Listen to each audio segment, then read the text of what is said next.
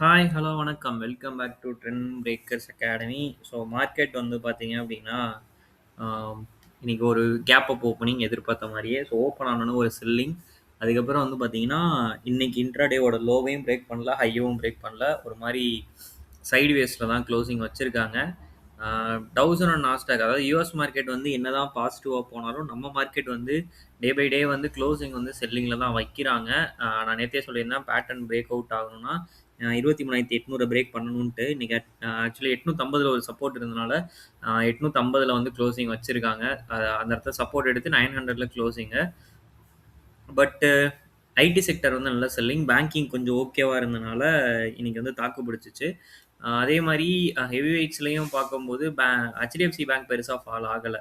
So அதுதான் பெரிய reason. இப்போதைக்குமே பார்த்தீங்கன்னா டவுசன் அண்ட் நாஸ்டாக் பாசிட்டிவாக தான் ட்ரேட் ஆகிட்டு இருக்கு. ஸோ அவனுங்க மட்டும் கீப் ஆன் பாசிட்டிவ்லேயே இருக்கானுங்க.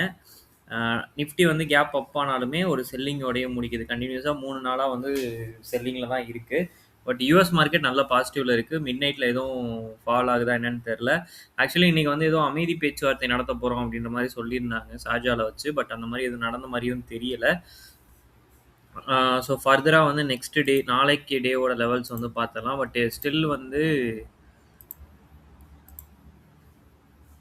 நிஃப்டி ஒரு மாதிரி வந்து சப்போர்ட் அண்ட் ரெசிஸ்டன்ஸ் ரெண்டுக்கும் நடுவில் மாட்டிக்கிட்டு தவிக்கிற மாதிரி தான் தவிச்சிட்டு இருக்கான்.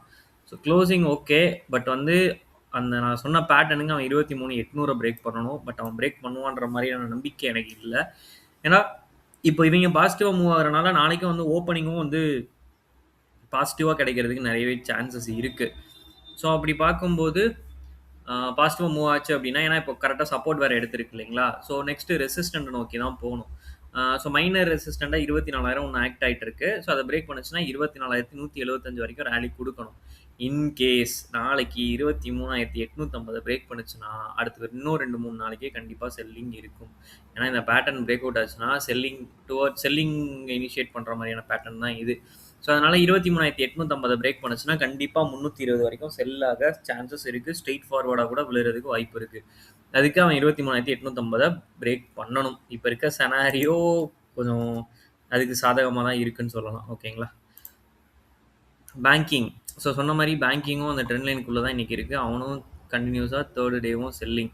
ஸோ அவனுக்கு வந்து 57,300 உடைச்சான் அப்படின்னா கண்டிப்பாக நிஃப்டியும் செல்லிங்கில் இருக்கும். இவன் 53,800 உடைக்கிறான்னா 57,300 உடச்சிச்சுன்னா 56,600 தான். கிட்டத்தட்ட இவனும் ஒரு 600 பாயிண்ட்ஸ் பக்கம் 700 பாயிண்ட்ஸ் பக்கம் செல்லிங் ஆக வேண்டி இருக்குது. ஸோ இவனும் செல்லிங் ஆச்சு அப்படின்னா கண்டிப்பாக நிஃப்டி வந்து அந்த 500 பாயிண்ட்ஸ் ஃபால் அப்படிங்கிறது வந்து நிஃப்டியில் எதிர்பார்க்கலாம். ஓகேங்களா? Reliance and HDFC, Reliance still and selling தான்.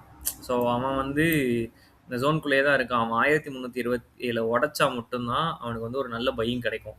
அது வரைக்கும் வந்து ரிலையன்ஸில் நம்ம இன்வெஸ்ட்மெண்ட் பண்ணுறதை பற்றி யோசிக்கவே கூடாது. ஓகேங்களா?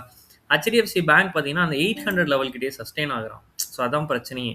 அவன் 800க்கு மேலே தான் ஓப்பன் ஆகுறான். பட் வந்து சஸ்டெயின் ஆகுறது வந்து 800ல் தான் சஸ்டெயின் ஆகுறான். ஸோ 800க்கு மேலே ஓப்பன் ஆனாலும் அவன் சஸ்டெயின் ஆகிறது 800 தான். இன்றைக்கி கூட பார்த்தீங்கன்னா 805 வரைக்கும் போயிட்டு திரும்ப 797 தான் க்ளோசிங் வைக்கிறான்.